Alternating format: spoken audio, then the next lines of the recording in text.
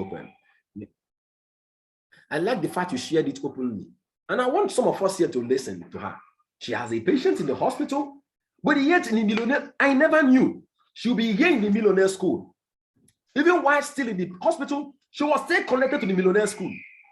Most of us here today, or most people, not for us here, because it's already a huge sacrifice for you to be here.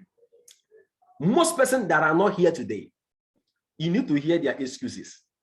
Sir, I am preparing to travel. Sir, you are in your house. You cannot pick your phone and connect to the millionaire school. It speaks volume of your attitude and your character.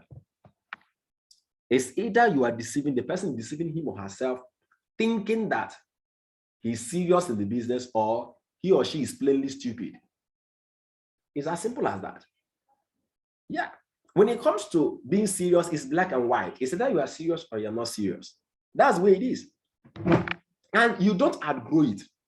I'm seeing so many of my top leaders do this, and I shake my head and I laugh. You need to see people I've raised in this business, some of you. And I tell people, be very careful. Be very, very careful. There are little things we do that it doesn't matter. It doesn't matter. And then they are like seeds, just like yeast. The Bible talked about. They are leavening the leavens the whole lump. Yeah. It doesn't matter. Oh, I was this and I was that. I was this and I was that. I was doing this. I didn't have credit. I didn't have, and then all those things to, they're going to be wonderful excuses. Wonderful. Wonderful and sweet excuses that we'll put up. Wonderful and sweet excuses that we're going to put up. But just like I always tell people, excuses don't make you, they bring you down. Excuses, I've never seen someone that get promoted just because he was giving excuses. Please, if you have seen one before, can you let me know? I would like to know. How many of you have seen someone that got promoted because he or she was giving excuses, because the person was giving excuses? I need to know.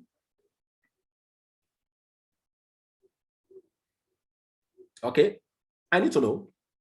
If you've seen someone that got promoted for giving excuses, okay, I need him to tell me.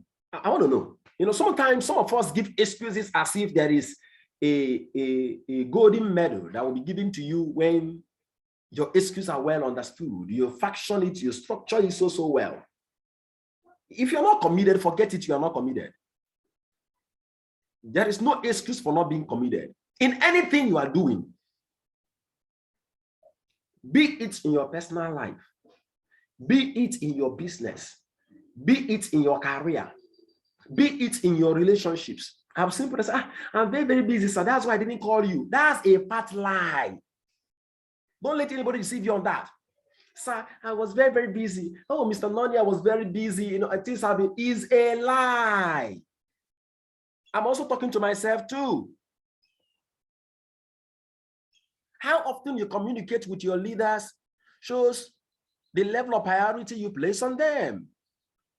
How consistent you are communicating with your people, your business, building shows how committed you are. It's as simple as that. It is about priority. I don't have time. Tell me you don't have time to call me. So, sir, I don't have time. Oh my God. Someone you call a loved one doesn't have time to spend with you. So what is he doing with his time or her time? He or she is spending the time with someone else, with other things. It's as simple as that. You are not as important as those things. Even the Holy Book made it very, very clear. Always remember this. We always sacrifice the lesser for the greater per time. Sometimes we feel that the most important now is the business, so we sacrifice a bit of family. That is about creating balance. Sometimes we know, oh no, we need to pay more attention to family right now, and then you sacrifice some part of business. It's always about creating balance. I understand that very well. But when you see yourself giving useless, and what I call useless and stupid excuses, like I'm in the office, I was actually preparing for something, for not connecting to a millionaire school that all you need to do is to on your phone, connect, press the Zoom app button, Put the volume on, put it high. And then you can be washing, you can be doing some things, you can be cooking in the kitchen, and you are listening. It shows priority. Thank you so much. I didn't plan to talk on commitment today. That's just the truth. I didn't plan to talk on it today. Okay? And I'm going to really warn all of us. Or rather, let me not use the word warning, okay? Because if you say warning, it becomes personal. Let me just encourage and admonish us. Strive to be a consistent person, because the cosmos, the world, records it. Yes. Whatever you are not consistent with, you will never be successful with. Just take it or leave it. You know, it's so amazing that the most successful people in our business are the people that attend millionaire school. So amazing. That is the easiest way to tell you this person will be successful. There are people that are here. I keep telling them. Sometimes it may take them months to recruit their first person. It may take you months. There's some persons here I do call out. I remember calling out. Let me even start. At least some of you here, I know you in person. I remember calling out on Mommy Murayo. I remember just few weeks after, I said, who is this lady? Who is this woman? She kept very consistent. I remember calling out on Madam Urushola Olatunde. I remember calling out on her. Mommy Adeona. Some of you are connecting now from Alpha Lion, but like this, I know you. I know that you are good medicine. I know him very well. I remember calling out on Madam Scholar. I said, Madam Scholar, you don't have anybody that have connected, but stay committed, madam. I remember calling out on Sheila. Yes, I called out on Calvin. See consistency. It is very, very easy to know who and who has that ingredient for success. Yes. Anyone that is not committed and consistent, just forget about the person, forget about it. The person, just keep praying. Just keep praying for the person. Yes.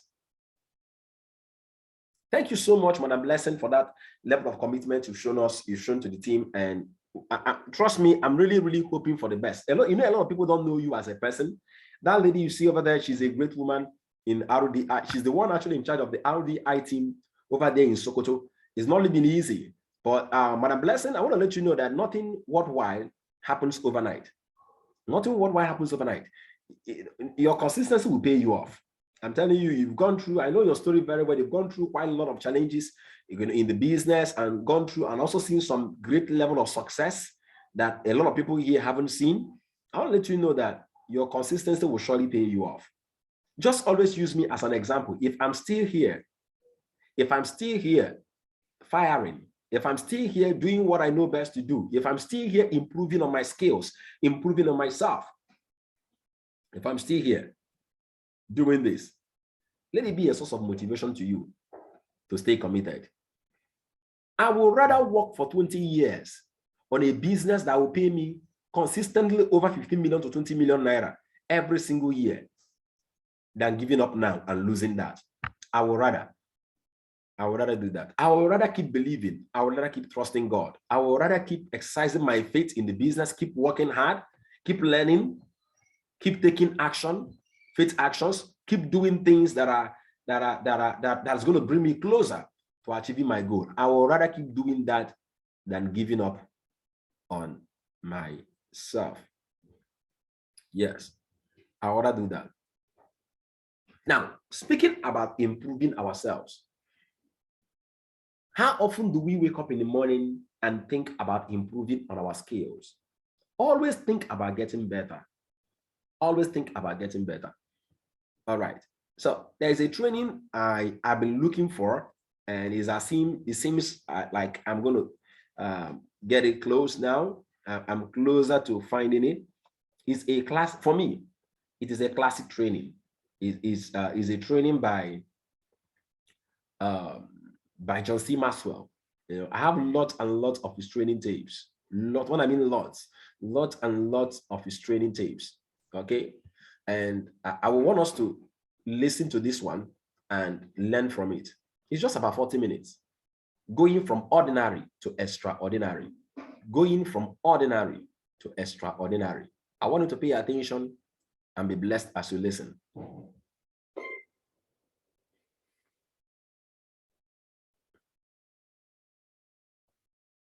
Today, I would like to speak to you on the subject, going from ordinary to extraordinary. But Maximum Impact Club listeners, before I do that, I just want to let you know I'm in Orlando, Florida, and I'm with my friend, the Goats. I'm at Goat International Headquarters. And you know that I have a wonderful relationship with the Goats. They're like family to me. And I'm also with Ron and Georgia Lee Perrier, and I'm so excited to be with them and Worldwide Dream Builders. Let me tell you a little bit about this organization. Ron and Georgia Lee, 30 years ago, started out to build a business to add value and help people. And one of the things I like about this organization is that they have produced people just like them. They have produced people who have a heart to help people. They produce people who want to make a difference. They have produced people who want to add significance and value to other people. When I think of Ron Perrier, when I think of Georgia Lee, I think of people of integrity. I think of people who absolutely have committed their life to significance, and people who truly do want to make a difference. And so as I do this lesson tonight, going from ordinary to extraordinary, I really dedicate it to them because truly they have gone from ordinary to extraordinary. And we're going to talk about how you, not only those in the room, because we have a couple hundred leaders from this wonderful organization who have come in here together, and they are learning together, growing together. Not only do I have them, but I have you as a listener, a Maximum Impact Club listener. And I just want you to get ready to take some notes, and I want you to get ready to grow, and I want you to get ready to go to a next level. So let's get right into the lesson right now. If you want to go from ordinary to extraordinary, number one, you're going to need a little extra effort. Just a little extra effort. You're just going to have to do a little bit more. In fact, you see the quote in your notes? The person on the top of the mountain didn't fall there. Did you ever see somebody on the top? How did you get there? Was there an escalator on that mountain I didn't see? I mean, did you take a helicopter? How did you get there? Several years ago, I did a lesson called Going to the Top. And in that lesson, I talked about how do you get to the top? And one of the things I said is, if you want to get to the top, you have to get up to go up. Because I know a lot of people that they've never gotten up yet. You know, they think somebody should come along and carry them up to the top. And I said, if you want to get to the top, you have to give up to go to the top. And the higher you go, the more you have to give up. If you're going to be a mountain climber, what you don't do is get a whole bunch of gear and say, I'm going to take it to the top. No, you try to do take as little as you possibly can, because you know that the higher you go, the less you can carry with you. A little extra effort. In your notes, ask yourself these questions and then listen seriously to the answers. What do I really want? What will it cost? Am I willing to pay the price? When should I start paying the price? Here's what Danny Cox said in his book, Leadership When the Heat is On. If you don't answer the last question, let me get the last question in front of you again. When should I start paying the price? And make a commitment to a start date. The first three questions really do not matter. The best answer, of course, is now. Achievers choose what losers won't and pay the price that others don't. The other day I heard that 91 million Americans every year make a New Year's resolution. Let me ask you a question. Just raise your hand. How many of you have ever made a New Year's resolution? I have. Well, it looks like every one of you in this room have made a New Year's resolution. Now let me ask you another question. How many of you, after you made the New Year's resolution, a couple, 3 weeks later, had already left that resolution? Let me see your hands. Come on. Okay, good. I knew you had good intentions with the first question. I just wanted to see if you were truthful with the second one. Here's what they say. 91 million Americans make a New Year's resolution every year, and 70 million Americans break it in the first week. A little extra effort. is what it takes to be extraordinary. Go to your notes. The following challenge was issued in the 1992 graduating class at the University of South Carolina by Alexander M. Sanders, Jr., Chief Judge of the South Carolina Court of Appeals. Here's what he said. As responsibility is passed to your hands, it will not do as you live the rest of your life to assume that someone else will bear the major burdens, that someone else will demonstrate the key convictions, that someone else will run for office, that someone else will take care of the poor, that someone else will visit the sick, protect civil rights, enforce the law, preserve the culture, transmit value, maintain civilization, and defend freedom. You must never forget what you do not value will not be valued, that what you do not remember will not be remembered, that what you do not change will not be changed, and what you do not do will not be done. You can, if you will, craft a society whose leaders, business and political, are less obsessed with the need of money. It is not really a question of what to do, but simply the will to do it. The will to do it. What's he saying? He's saying that if you and I want to go from ordinary to extraordinary, it's going to take a little extra effort. In marriage, you know what the difference is between an ordinary marriage and an extraordinary marriage? My wife Margaret's here tonight. We've been married for 33 years. She's only 37.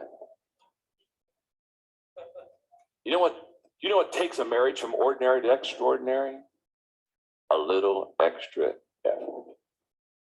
Do you know what takes a friendship? Do you know the difference between an ordinary friendship and an extraordinary friendship? A little extra effort. Do you know what the difference is in work between a person that does an ordinary job and someone that does an extraordinary job? A little extra effort. John Wooden, who is the greatest college basketball coach ever. I'm excited. I'm going to, in February, I'm going to be out in California. I'm going to have breakfast with him. And we're going to talk. John Wooden said this, quoting your notes, doing your best is more important than being the best. Exactly. And every great accomplishment begun with a willingness to try a little extra effort. As I look back on my life, I can tell you that I have some regrets because I didn't give that little extra effort. I can think back several years ago in Berlin, when the wall was coming down in Berlin. And I remember talking to Margaret and saying to her, we need to get the kids on the plane, because Margaret and I both have a huge love for history. I said, we need to get the kids on the plane. We need to go to Berlin. We need to watch them knock the wall down, because this Iron Curtain is falling. And this is probably the greatest event in the last 50, 60, 70 years of American history. And we didn't do it. And I've always regretted. Just a little extra effort. Just a few extra days out of my calendar. And I could have held and cherished an event with my family that I would hold the rest of my life. And every one of us in this room know what it's like to come up to something. And if we just put out just a little bit extra effort, just an extra hour, one more thing, we could have gone from ordinary to extraordinary. Number two, the second thing I would share with you of going from ordinary to extraordinary is a little extra time. A little extra time. My friend Peter Lowe said this. He said, the most common trait I have found in all successful people is that they have conquered the temptation to give up. That is a huge statement. I'll repeat it one more time. The most common trait I have found in all successful people is that they have conquered the temptation to give up. A little extra time. Perhaps you've heard me, if you've been in a conference of mine, talk about the fact that we overestimate what can happen in an event and we underestimate what can happen in the process. And when I'm teaching that, what I'm basically saying is too many of us put way too much stock in one meeting or one book or one song or one lecture. And we kind of think that that one event will make us, when that never does make us. It's the process. It's the time, the day in, day out, that we're willing to commit and spend that really makes the difference. That's why in my book on the 21 Irrefutable Laws of Leadership, I talk about the law of the process. Leaders develop daily, not in a day. Let me give you some thoughts about time. Thought number one, wrong perception causes many people to quit. In fact, the moment that you say, I give up, someone else is seeing the very same situation where you just said, I give up. Someone else is saying, this is my great opportunity. Isn't that true? One person's yelling uncle and getting out of the ring, and the other one saying, oh, this is my chance of a lifetime. It's our perception, wrong perception, that causes us many, many times to give it up. Number two, if you start for the wrong reason, you'll stop for the wrong reason. This is very true. When a person is going to stop something, I always want to know why they started. I can remember sitting down with a friend many, many years ago, and he said to me, because I was a pastor in my background and for many, many years had the joy of pastoring in church, and he looked across the table and he said, I'm going to give you 5 reasons why I'm going to quit the ministry. I just started laughing. I said, I can give you 10 if you want. Exactly. You don't need 5 reasons. I've never been impressed with somebody's reason why they're quitting. I can tell you, I've never seen a job that you didn't have a dozen reasons why you wouldn't want to quit. I could watch him as he just kind of backpedaled it, and he looked at me and he said, well, then what would you want to say to me? I said, I want to ask you a question. Why did you start? Why did you start? You've got to go back there. Mm. In fact, let me say this. Listen carefully. Before we get into 5 reasons why we want to quit something, how about going back and give me a good reason why you wanted to start something? If you have the right reason for starting something, you'll have the tenacity to give it a little more time. Number 3,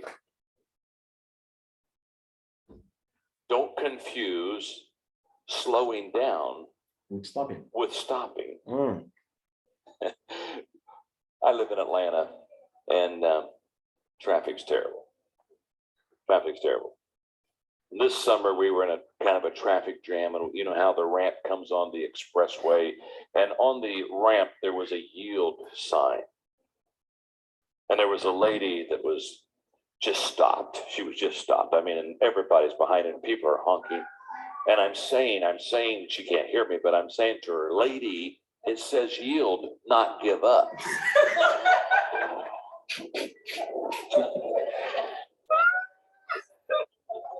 Don't surrender. Don't surrender. You see, there are a lot of times we get tired and we have to slow down. Isn't that right? There are a lot of times we have to kind of take a break. I'm not talking about that. Understand the difference. Don't confuse slowing down with stopping. Number 4, perseverance and patience are a result of seeing the big picture. How can you and I persevere and be patient?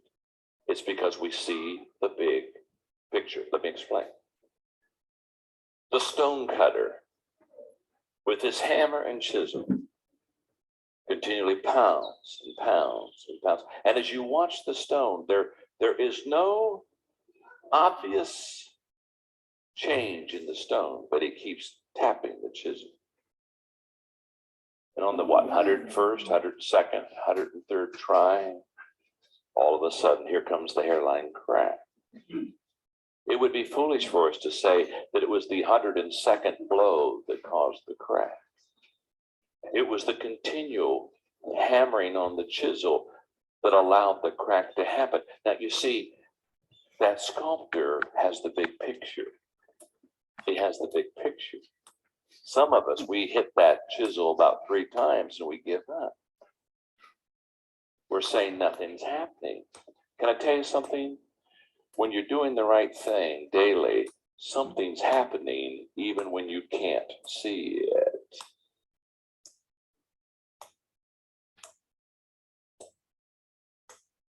And only people with the big picture persevere. Number 5, great accomplishments take great time. It just takes time to do something great. George Buffon said, genius is nothing but a greater aptitude for patience. Let me give you 2 realities concerning time. I was playing golf with a wonderful friend the other day, and he was talking to me about in his business, things were not going as well as he wanted it to, and I could tell that he was a little impatient and quite a bit frustrated. And I shared with him what I'm going to share with you now in your notes, because there are 2 realities concerning time. There are the things that we work for, and there are the things that we wait for. And we have to understand the difference between what do I work for and what do I wait for. And waiting is not easy for us. It's not an American thing, is it, huh? Mm-hmm. In a country where 2 industries thrive, fast food restaurants and fast weight loss clinics.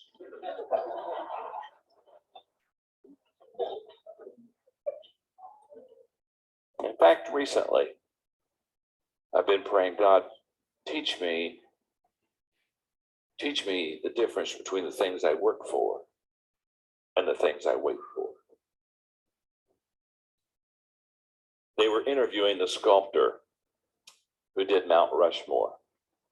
And they asked him the question. They said, now, with those faces on that rock up there, did you do a perfect job of sculpting? And he said, no. He said, the nose of George Washington is about an inch too long. But it's okay. In 1,000 years, erosion will make it just right. That's patience. That's learning to wait for some things. Statement number 6. Some things only work out if given enough time. Some things only work out when given enough time. I was reading in Golf Magazine recently the story of Sam Snead, where a guy was talking about playing golf with him. And of course, Sam was such a great golfer. And on the first hole, he made a triple bogey, 3 over par. But he seemed very unruffled. And as he was walking off the green, he looked at his partner and said, that's why they have 18 holes of golf. Oh, that's why they've got 18 holes. It'll work out. Be patient. It takes time. Number 3. If you want to go from ordinary to extraordinary, you and I need a little extra help. We need a little extra help because we are not going to be able to do it by ourselves. And you see the quote there, if you see a turtle on top of a fence post, you know he had help getting there. Exactly. Can I tell you something? I'm a turtle on a fence post. Didn't get here on my own. I'm not that good, not that fast, not that smart, not that gifted. And what I have found, the difference between ordinary people and extraordinary people is those who hit extraordinary, they had help getting there. They didn't do it on their own. Exactly. I can think back as a young man when I was pastoring and Margaret and I wanted to have some kind of financial secure future. And with the income that I was making in the pastorate, it just really wasn't going to happen. And I had an opportunity to invest in a partnership in a nursing home. And again, we didn't have enough money to invest, nor did I have enough probably good credit at that time or a big enough salary to get the money that I needed. And I remember I went to a friend of mine, Skip Elmore was his name. And I said, Skip, here's my opportunity. And he was financially blessed. And I was able to help him get into the partnership himself. And I remember he loaned me the money.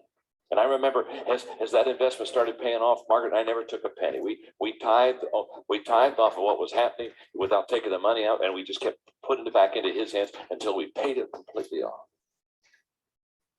And then I was able, with that one, to go to a bank, and I was able to get my next loan. And then I was able to meet the vice president, who said to me, John, I'm going to work a portfolio up for you for the next 5 years. And he said, we're going to help you with this. And he said, it's going to be in 5 years. All you got to do is pick up the phone, and you'll have your money at any time. Keep your record good. Pay your bills on time.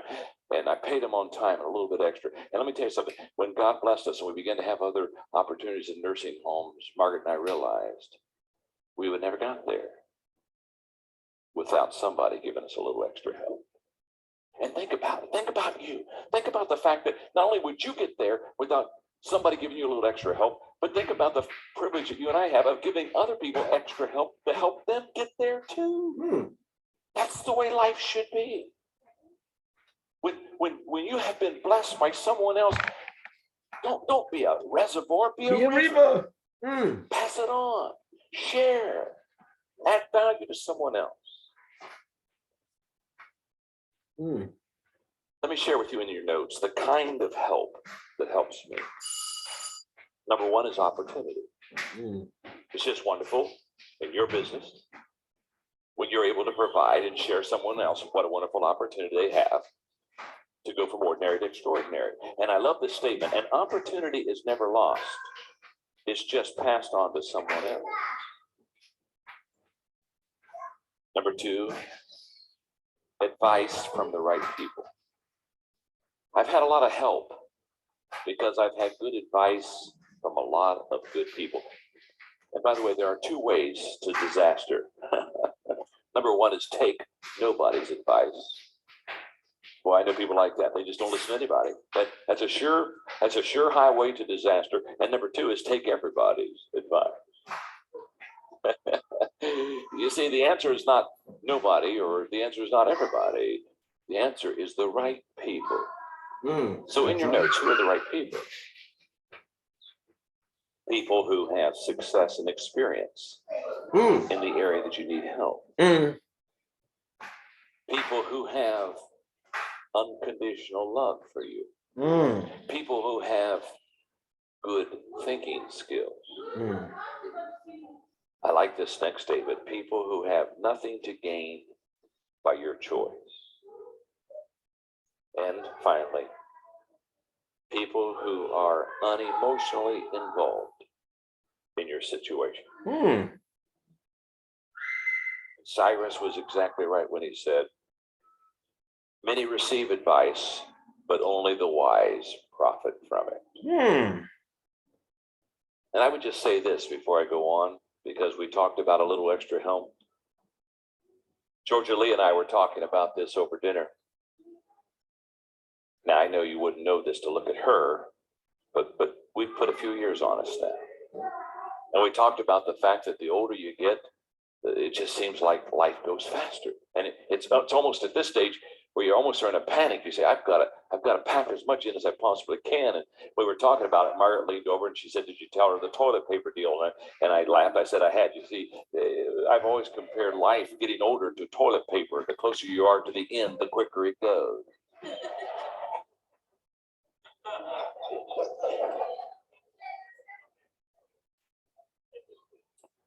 I just want to say this before I go to number 4, because I'm talking about a little extra help.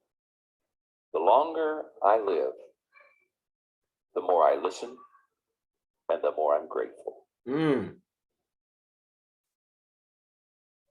want to listen more because I want to learn. It's the only vehicle of learning is listening.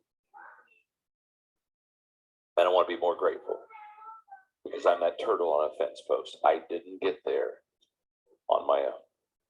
Well, let's review it for a moment. To go from ordinary to extraordinary, we need a little extra effort, a little extra time, a little extra help. Let's go to number 4. We need a little extra realism. We need a little extra realism to go from ordinary to extraordinary. Max Dupree said the first responsibility of a leader is to define reality. Now, let me just stop here for a moment and give a confession. This is very difficult for me. This has been a weakness for me. This is not my strength. I've always been a dreamer. I've always been a person who looks on the positive side. I've always been a person who had great hope.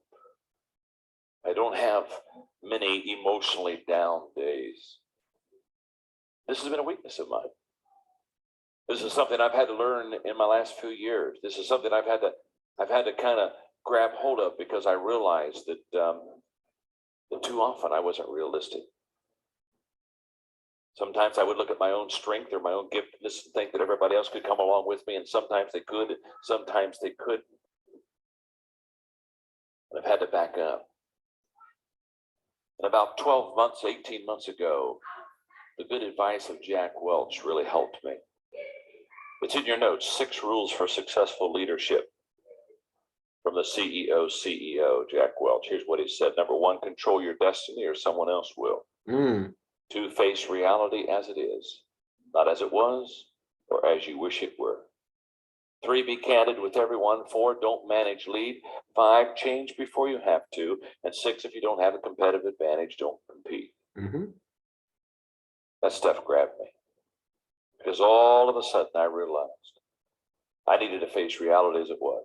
Not as I wanted it to be, not as I thought it should be, not as it was, just what is real. That's the solid ground to stand on.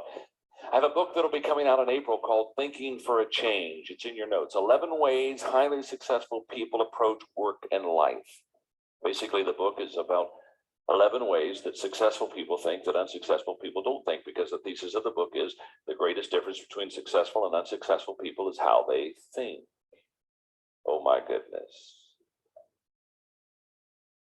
And in the book, I have a chapter on realistic thinking.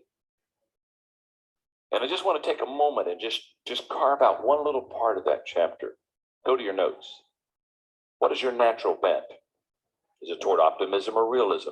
Take a look at the phrases that I went through in my evolution as a more realistic thinker, plus one more level that I have not yet achieved, and see which statement best describes where you are.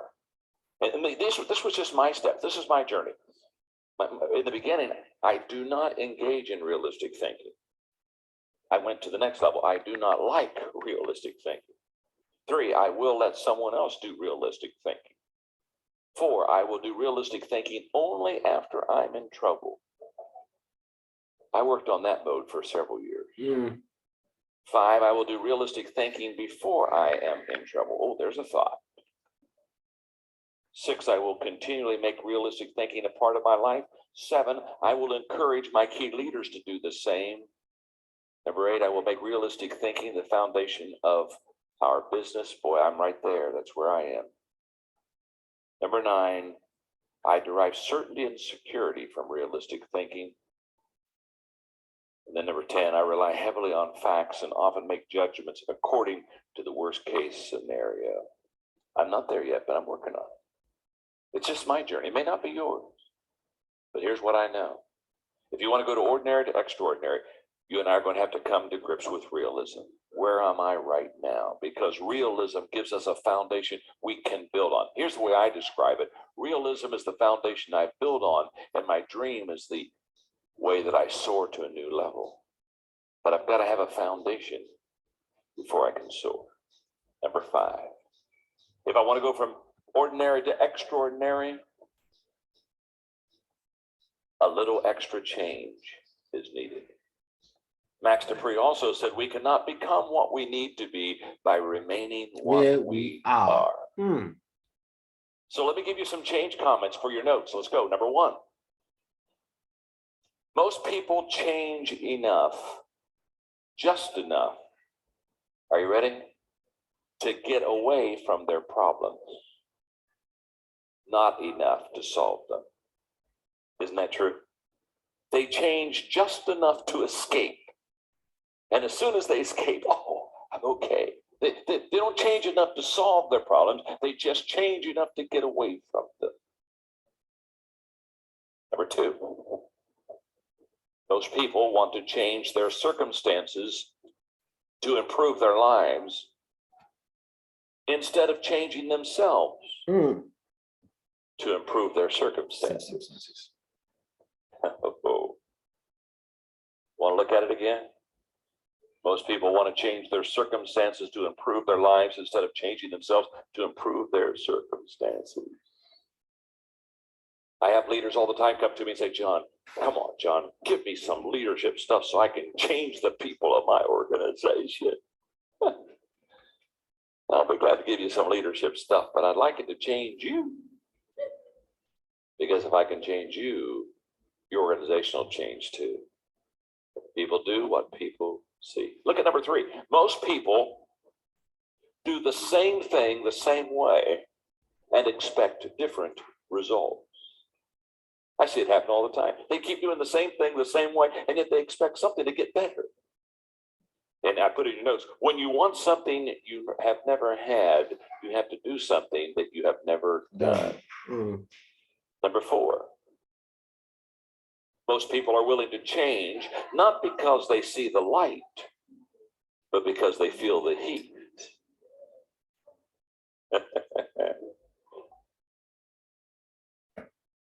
And because I'm speaking to leaders, not only leaders in this room in Orlando, but I'm speaking to leaders because the leaders take Maximum Impact Club tapes because they want to become a better leader. Let me just say something. Let me listen to me very carefully on this. As a leader, you better change when you see the light. Because if you wait and change when you feel the heat, it's too late. It's too late. Leaders go first. Sometimes we don't want to go first, especially in change. I'm sure Moses looked at God when he came to the Red Sea and those watery walls stood high. I'm sure he looked at God and said, why must I always go first?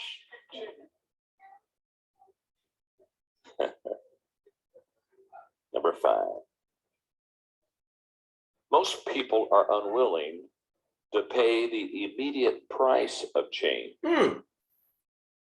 Therefore, they do not change and pay the ultimate price.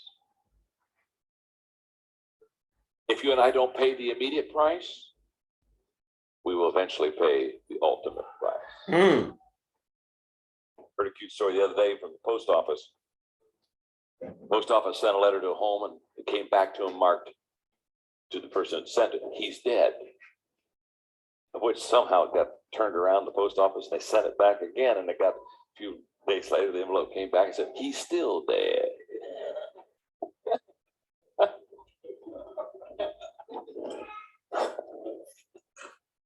Number 6.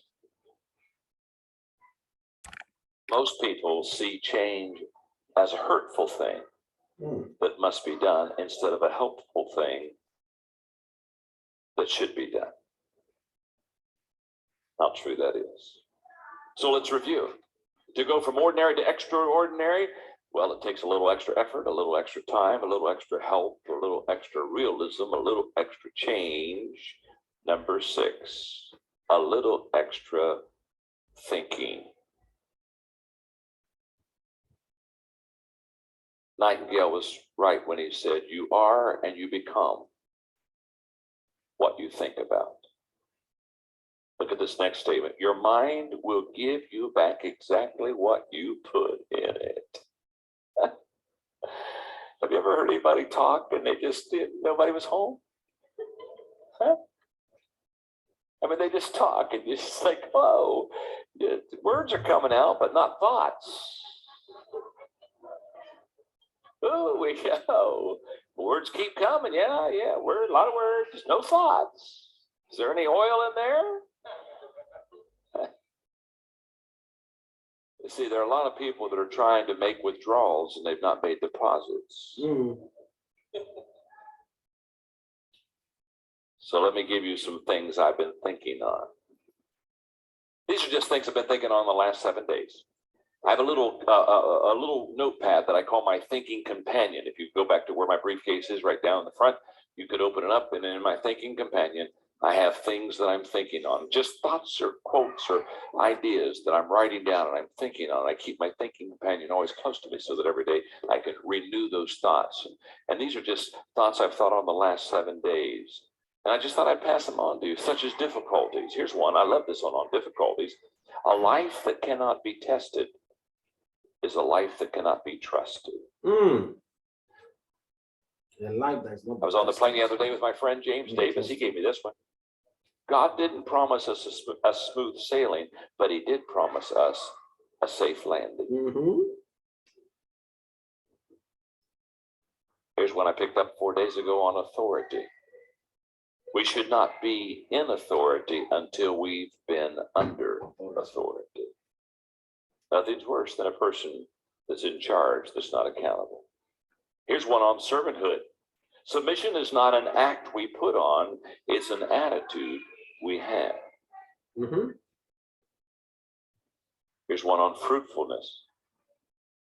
Gifts are given, but fruit is developed. Mm. Oh my God.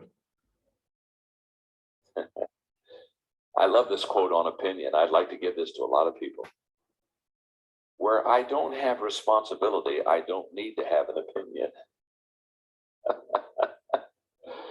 Oh, do I know people who need to know that one?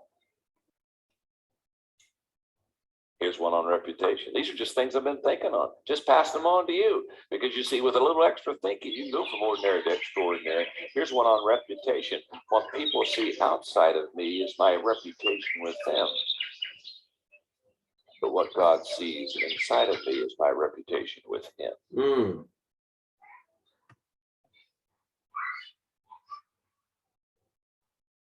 Relationships. Never let the situation mean more than the relationship. Mm. Wow. Right now, I'm trying to remember that. Oh my God. Never let the situation mean more than the relationship. Here's one on commitment. It's another name for success. Here's one on priorities. Priorities. A pre-decision about time. How am I going to spend my time?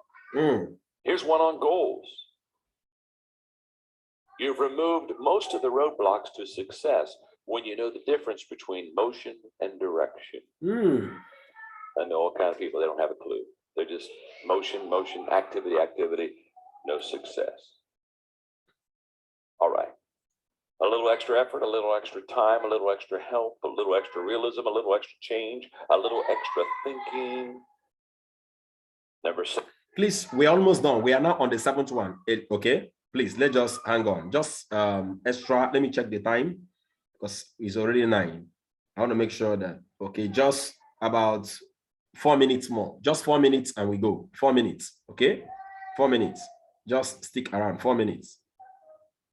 Having a little extra attitude. You want to go from ordinary to extraordinary? Come on, just give that attitude a little notch higher. You see, motivation in your notes determines what you do. Ability determines what you're capable of doing. Attitude determines how well you do it. Whenever I see a person that operates with excellence, I know it's because they have a good attitude. Mm. If you're a baseball fan, and especially if you love old baseball players, you know the name Stan Musial is one of the great left-hand swingers, the St. Louis Cardinals. A sports writer one day was in the locker room when one of the ball players came into the locker room, and there Stan Musial was sitting, just getting ready for the game. The player went up to Stan Musial and said, "I've had a good day. My family's in good shape." He said, "You know, I feel so good. I think I could get 2 hits today." He said, "Stan, have you ever felt like that?" And Stan said, "Every day. Every day. A little extra attitude." Jim Murray, when he was still alive and was writing those great sports columns, when the Olympics came to Los Angeles in 1982, said that the difference between gold medal winners and silver medal winners in all of the time events in the history of the Olympics was less than 1/10 of a second. He said, "That's not ability." He said, "That's attitude." And he closed that wonderful sports column that day in that Los Angeles paper by saying, "Olympic potential gold medal winners, you're just an attitude away." Going from ordinary to extraordinary. Number 8, a little extra planning. If you want to go from ordinary to extraordinary, a little extra planning. In your notes, 33% of American workers plan their daily schedules. 45% of American workers make a plan once a week. Now, are you ready? But only 9% complete what they plan. Daytimer survey says those in higher income brackets are more likely to make prioritized lists and follow through. Robert Elliott, professor of cardiology at the University of Nebraska, said it's important to run not on the fast track, but on your track. Pretend you have only 6 months to live and make 3 lists. The things you have to do, want to do, and neither have to do nor want to do. Then for the rest of your life, forget everything on the 3rd list. Managers have as their goal to do things right. Leaders have as their goal to do the right things. Let's wrap it up. Let's look at our conclusion. If ordinary people gave a little extra effort, spent a little extra time, sought a little extra help, possessed a little extra realism, made a little extra change, exercised a little extra thinking, showed a little extra attitude, and did a little extra planning, they would become extraordinary. Wow. How many of us you were truly blessed by this meeting today? You know, I didn't add the other one that we'll call the little extra plan. How many of you were truly blessed today? As in today, you are truly fair. Okay, I'm going to be hearing from you, Madam Sheila. Madam Sheila, just share with me the one that resonates with you most. I will just unmute 2 persons, Sheila and Mr. Prince Will. Madam Sheila, can you kindly unmute yourself and tell me which one really among the 8 things they talked about struck out for you most? Okay. Good morning, sir. Good morning. The most important one that struck me is a little extra change and a little extra help. Now, this extra help is just like the training you are giving us. Is like a push to become successful. Without that push, I don't think we'll be able to reach to that particular height because we'll be floating on the air, still trying to struggle. But this help you are giving us is an ingredient to our success, and it helps a lot. And also, I need to change my perception of certain things for me to succeed in life. Wow. Thank you so much. God bless you for paying attention. Mr. Prince, kindly unmute yourself quickly and share with us among the 8 things he talked about, which one stood out for you most? Thank you, sir.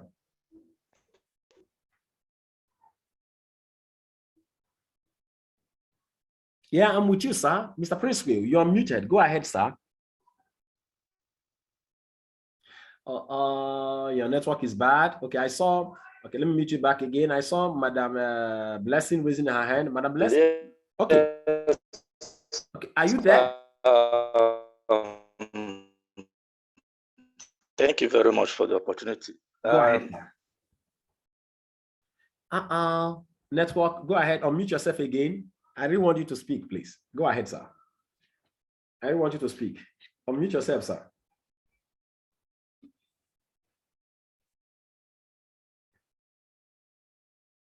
Hello. I said, I understand where you talked about extra time. Exactly. Extra time. When you say successful people conquer temptation to give up. And there's a particular quote that the particular quote that actually struck me was when it says starting for the wrong reasons makes one to stop for the wrong reasons. Exactly. If you start for the wrong reason, you will stop for the wrong reason. You need to have the right reasons for starting something. Yeah, okay. You will have the tenacity. When you have the right reason to start something, you will have the tenacity to give it a little more time. Perseverance and patience are a result of seeing the big picture. And a wrong perception causes many to quit. When people don't understand, that's one of the things I try to do in the Millionaire School, is to get us to know that building a business takes time. But not just time, what you do in the time. It takes a lot of focus, a lot of learning and action. Many people come into the business, they have this what I call Ponzi scheme mentality. They want it hit, they want it hard, they want it high, they want it hot. Well, I want it no. Trust me, some of us, 2 months, 3 months, you see yourself make like 40,000, 50,000 naira. You think that is small. Trust me, I built an ICT firm. It took me 2 years before I started making one naira as profit. It took me 2 years. Can you imagine that? Most of these businesses you see out there, they are struggling. They are not making money. In our business, if you see 50,000 naira, your net profit in that 50,000 naira, when you compare the data you bought and things, could be around 40,000 naira. Most of these businesses you see, people have shops, open up, putting, all those stuffs. They are not making money. I own shops too. They are not making money. Sincerely. So when you have the right perception for a business, for what we are doing, it gives you the tenacity to stay true. Do you know what it means that you built a business for 2 years, your net profit within your first 2 years was 3 million naira? Trust me, most businesses takes like 5 years, 6 years. Some people you see today, they are even eating their capital. Are you aware? They are eating up their capital. 1 year after, they will say village people is pursuing them. Not in village people. It just they didn't understand that the business will take much more than what it took them to start. Oh, I wish I had more time. I did a training extensively on this, but I decided to play for us, the training itself. I want to say something here. I want to show you how I learn. See this slide all of us are seeing now. How many of you like this thing I'm showing here? How many of you love this? How many of you love this? Let me see with your hand. How many of you love this? What I displayed for you, all this, because this is not from, I was one that jotted it down. Now, what I just wanted to do here is to show you how to learn. When you are listening to a training tape, don't just listen, write it down. This is how most of my trainings are. This is how I have my trainings. You see that? It was from this video, okay? I wrote it down. I internalize it, then I can teach it. I'm teaching you guys how I learn and how I teach. All these things you see me talk about here, I learned them. I wasn't born with any knowledge. Okay, when I'm listening to a training, I listen with the intention to learn something. That's what I do. So when you are listening to a training, get a jotter by your side. Be writing down. A 40 minutes training, you can actually play it for like 2 hours because you are jotting. You will pause the video, you pause the training, play it again, listen again, play it again until the thing sinks in. That is how to learn. God bless you real good. Today is Wednesday, and it's my midweek service. We will not be having our business meeting today, 7:30 p.m. We'll be having it tomorrow, being Thursday. Yes. Okay. We'll be having it tomorrow, being Thursday, to avoid, I don't want us to change that 7:30 p.m. We'll maintain the 7:30 p.m. Of course, you know why I'm doing that. I'm doing that because I'm in Anambra. I have my family here. So the midweek services, Daddy must take the lead. It's 7:30. We close around, it's by 5, but we close around 7:38. And I can't promise myself driving down with the traffic and everything and make it on time. So just as we did it the last 4 weeks I came back, we're going to do it again that same way. Tomorrow will be our next business meeting day. And by God's special grace, I'm going to be on my way back to the north. That will be on Friday. Okay, that'll be on Friday. So our next business meeting will be on Monday. Sachoche, please, if there is anything that will make you not to be available for Friday Millionaire School, please kindly let me know after the meeting. Okay, kindly let me know so that we make sure our Millionaire School doesn't break. On Friday morning, I'll be on the road. We must hold our Millionaire School. So try as much as possible, sir. If there's anything that will stop you off, that will hinder you, or you seem deemed to be a challenge, please reach out to me. Let us discuss it. Let us fix it and make sure that our Millionaire School on Friday morning holds. Even though I'm not going to be there, I will just be there on the road, and network can kick me out anytime. God bless you real good. Don't forget, we are becoming great leaders that drive change. I'm going to be publishing the video after now. So the video will be made available for sure. it will be made available for sure. Unmute yourselves. Let's have our vision statement declaration for the year. Becoming great leaders that drive change. All right. So go ahead and unmute yourself quickly. Go ahead and unmute yourselves, and let's declare over each other and over our own lives and becoming a great leader that drive change. Becoming a great leader that drives Become a great leader, you need to put extra time, extra attitude. To become a good leader, you need to put extra thinking. All right. Thank you so much. Thank you so much. Thank you so much. God bless you. Really, really good. I love you all. See you tomorrow morning for the episode of the Millionaire School. You have a lovely day. Let's play the video after now.